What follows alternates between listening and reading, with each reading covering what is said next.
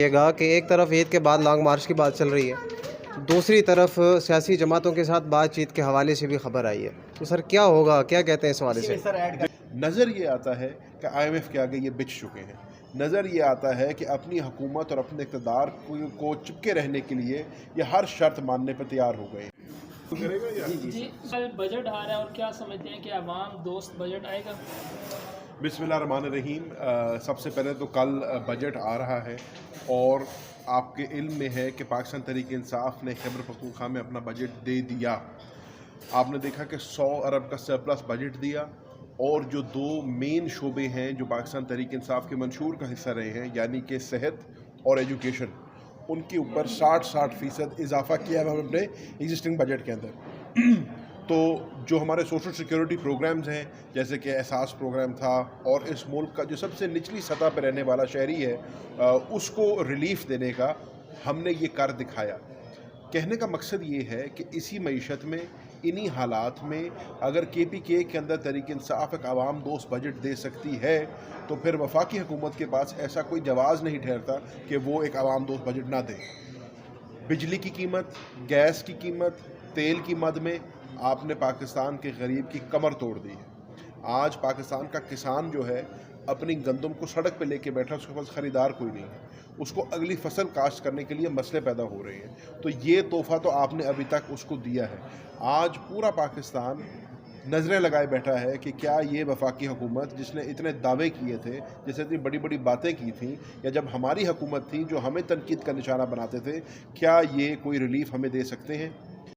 آپ نے دیکھا کہ انہوں نے آئے دن جو ہے انرجی کی پرائسز بڑھائی ہیں، پیٹرول کی، ڈیزل کی پرائسز بڑھائی ہیں اور عوام کو مزید اس کے بوجھ کے نیچے دبا دیا ہے. کل ان کے پاس موقع ہے جس کو کہتے ہیں اپنے آپ کو ریڈیم کرنے کا، یا کچھ اس میں سے اپنی عزت کو بحال کرنے کا. ہم یہ کوشش کریں گے، پاکستان تحریک انصاف جو اپوزیشن میں بیٹھی ہے، کہ ہم انشاءاللہ اس بجٹ کے اوپر ایک سیر حاصل گفتگو کریں گے.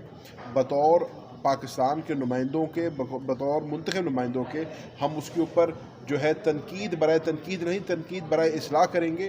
اور ہماری کوشش یہ ہوگی کہ ہم اپنے حلقے کی عوام کو اور اپنے ملک کی عوام کو اس میں ریلیف دلوا سکیں. سر کیا لگتا ہے آپ کو کل جب بجٹ پیش ہونے جا رہا ہے؟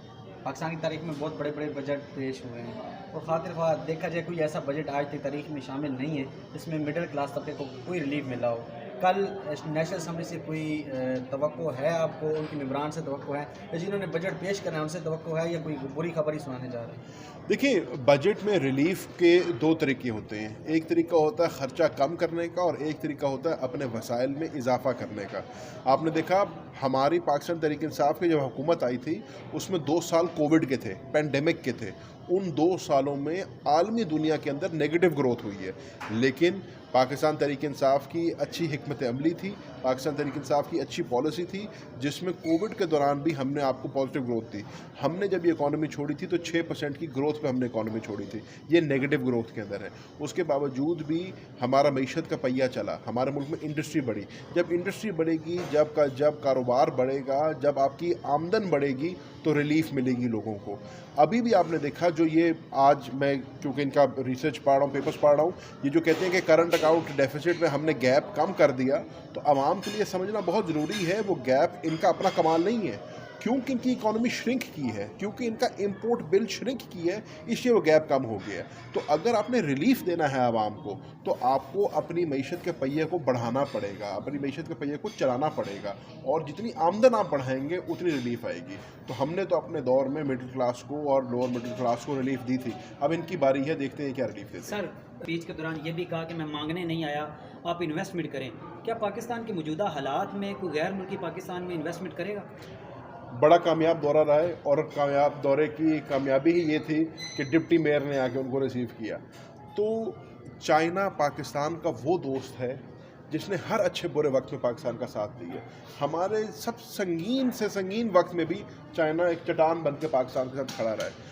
آج بھی آپ کی سی پے پروجیکٹس جو ہیں وہ رکے پڑے ہیں. اب یہ کہہ تو رہے ہیں، دعویٰ تو کر رہے ہیں کہ ہم اس کو آن لائن کرائے ہیں، ہم پروجیکٹ کو ریوائیو کروا آئے ہیں، لیکن جب تک ہم کوئی ٹھوس چیز اس میں نہیں دیکھیں گے. یہ اسی طریقے سے ہے کہ ہمیں کہا گیا کہ سعودی عربیہ سے پیسے آ رہے ہیں، ہمیں کہا گیا کہ UAE سے پیسے آ رہے ہیں. یہ ابھی تک سب الفاظی ہیں. جب تک اس کے اوپر کوئی پریکٹیکل حکمت عملی نہیں ہوتی, جب تک کوئی پریکٹیکل اسٹیپس نہیں لیے جاتے, اس کو آپ کاؤنٹ نہیں کر سکتے.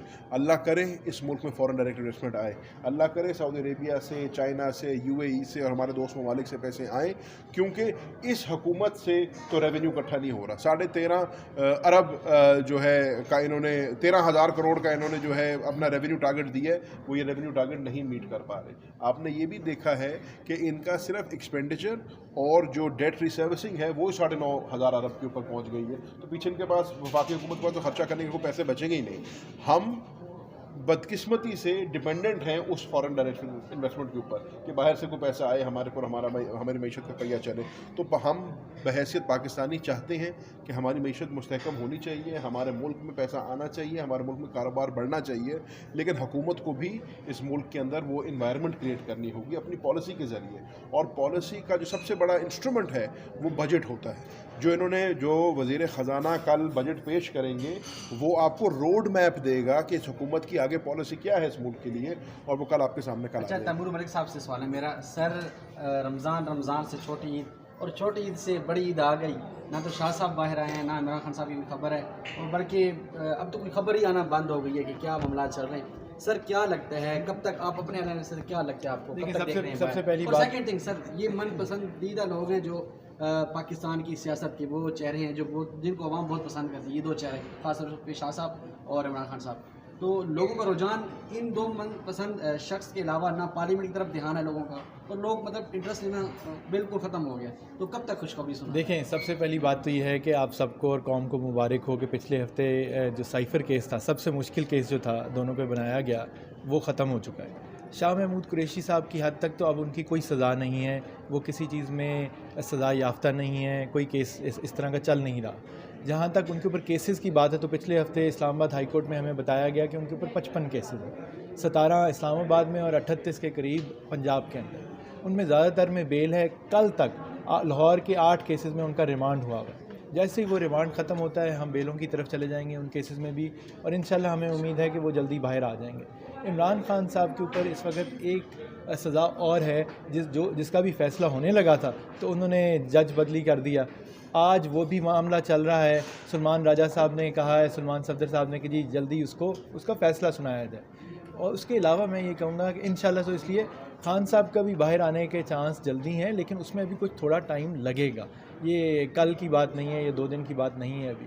اس کے علاوہ قانونی طور پہ آج کا دن پھر اہم ہے کہ الیکشن کمیشن نے الیکشن ٹریبیونل جو اسلام آباد کی سیٹیں لگ رہا تھا کہ عمران خان صاحب کو واپس مل جائیں گی, انہوں نے ٹریبیونل ہی خود بدل دیے اور ایک ریٹائرڈ جج کو نوٹیفائی بھی کر دیا. اب وہ اسلام آباد ہائی کورٹ کی چیف جسٹس کے سامنے اس وقت معاملہ چل رہا ہے. میں اور زین قریشی صاحب وہیں جا رہے ہیں دیکھنے کہ آج وہاں کیا فیصلہ ہوتا ہے. جو سننے میں آیا ہے اس میں تو یہ آیا ہے کہ ہائی کورٹ یہ کہے گی کہ آپ اس طرح نہیں کر سکتے تھے. سو ہم اپنے مینڈیٹ کے لیے بھی لڑ رہے ہیں, عمران خان صاحب اور شاہ محمود قریشی صاحب اور باقی تمام ورکرز کی رہائی کے لیے بھی لڑ رہے ہیں.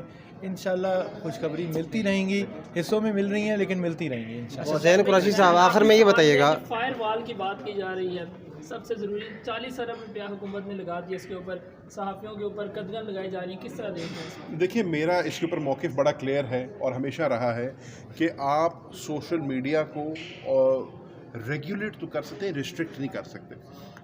یوٹیوب کا بند کرنا, ایکس کا بین کرنا اور دیگر ایسے جو حربے ہیں یہ شارٹ لیوڈ ہوتے ہیں. یہ 21ویں صدی ہے, ہر کسی اس کا, ابھی یہاں پہ بات ہو رہی تھی, جگاڑ نکل آتا ہے. تو پہلے لوگوں نے VPN استعمال کرنے شروع کر دیے, اب بھی ایسے ہوگا. تو آپ کو کوشش یہ کرنی چاہیے کہ آپ سوشل میڈیا ایکٹیویٹی کو ریگولیٹ ضرور کر لیں, اس کے حدود و قیود کا تعین ضرور کر لیں. لیکن یہ کہہ دینا کہ ہم ایک فائر وال لگا دیں گے اور اس فائر وال کے پیچھے جو ہے چھپ جائیں گے, میرے خیال سے وہ ممکن نہیں ہوگا. یہ پاکستانی ٹیکس پیئر کا پیسہ ہے جو استعمال کیا گیا ہے. میرے سمجھنے میں اگر ہم آپ نے اتھارٹی بنا دی, آپ نے FIA سے سائبر کرائم میں لے کے اس کی علیحدہ اتھارٹی بنا دی, وہ سارے آپ کے اچھے اقدامات ہیں. لیکن اگر ریگولیشن کی طرف جایا جائے نہ کہ ریسٹرکشن کی طرف, اس میں سب کا فائدہ ہوگا. زین قریشی صاحب آخر میں یہ بتائیے کہ عمران خان صاحب تک جس طرح کی ان کی جو ہے باڈی لینگویج ہے, جو ان کا اوپینین ہے, مجھے نہیں لگتا ہے سر, اور باقی بہت سارے سینئر صاحب اس پہ تجزیہ کر چکے ہیں کہ خان صاحب کبھی بھی اپنی رہائی کے لیے کال نہیں دیں گے کہ مجھے رہا کرانے کے لیے آپ لوگ سڑکوں پہ نکلیں. دیکھیں کال تو خان صاحب نے خود دینی ہے، اور جس کے لیے بھی وہ کال دیں گے ان کا ایک پورا میکنزم ہے، اپنے وکلاء کے تھرو وہ اپنے پیغامات دیتے ہیں، وہ دیتے رہیں گے۔ جہاں تک یہ بات آ رہی ہے خط کی، اور یہ اس خط میں سے نکلنے والی بات ہے، میں نے ابھی تک یہ خط نہیں دیکھا۔ میں نے سنا ضرور ہے اس کے بارے میں، اس کے اوپر سوشل میڈیا اور میڈیا پہ چرچا ضرور ہو رہا ہے، لیکن جب تک میں ایک چیز کو اپنے آنکھوں سے پڑھ نہ لوں، دیکھ نہ لوں، اس پہ میرے خیال سے کامنٹ کرنا مناسب نہیں ہوگا۔ اگر خان صاحب اس میں کوئی ایسی انسٹرکشنز دیتے ہیں، اب یہ اسپیکولیشن کی بات ہے کہ جو ہم نے سنا ہے کہ خط میں ہے، اس میں 3 مطالبات ہیں۔ 2 مطالبے تو ہمارے پہلے دن سے ہیں کہ 8 فروری کو ہونے والے الیکشن کے اوپر کمیشن بننا چاہیے، اور ہمیں پتہ چلنا چاہیے کہ یہ جو فارم 47 کی حکومت ہے، یہ جو 16 سیٹوں والی حکومت آج مارز وجود میں آئی ہوئی اور پاکستان کے فیصلے کر رہی ہے، وہ کیسے بنی۔ دوسرا، اس میں خان صاحب نے ایک مطالبہ کیا ہے کہ 9 مئی کے اوپر ایک کمیشن بننا چاہیے۔ 9 مئی کا جو ثانیہ ہے یہ بہت بڑا ثانیہ ہے، اور اس کے اندر آج ہزاروں ایسے پاکستان تحریک انصاف کے قائدین اور کارکنان ہیں جو پابند سلاسل بھی ہیں یا کورٹس اور کچہریوں کے چکر بھی کاٹ رہے ہیں، تو اس کا بھی کوئی سد باب ہونا چاہیے، اور اس کا بھی دودھ کا دودھ پانی کا پانی ہونا چاہیے۔ ان 2 چیزوں کے ساتھ اگر خان صاحب کہتے ہیں کہ جی بات چیت کرنی ہے، تو اس کی پہلی شرط بھی یہی ہے کہ ہم 8 فروری کے ہمارے ہونے والے الیکشن کا کمیشن بنے، 9 مئی کا کمیشن بنے، اس کی ہمیں فائنڈنگز ملیں۔ جب اس میں سے ہمارے چرائے ہوئے مینڈیٹ کی، ہمارا 8 فروری سے مینڈیٹ یہی رہا ہے، ہمارا 8 فروری سے بات یہ رہا ہے کہ ہمارے مینڈیٹ پہ ڈاکہ ڈالا تھا، اس کا جب تک کوئی فیصلہ نہیں ہوتا، کسی کے ساتھ بیٹھ کے بات کرنا مشکل ہو جائے گا۔ اس کا فیصلہ ہو جائے، اس کے اوپر حکومت یہ انٹینٹ شو کرے کہ وہ حقائق لانا چاہتی ہے، ایک فیکٹ فائنڈنگ کمیشن بنانا چاہتی ہے، ٹروتھ اینڈ ریکنسیلیشن کی بات کرنا چاہتی ہے۔ ہم ایک سیاسی جماعت ہیں، ہم سیاسی قوت ہیں، ہم ہر سیاسی قوت سے بات کرنے کو تیار ہیں۔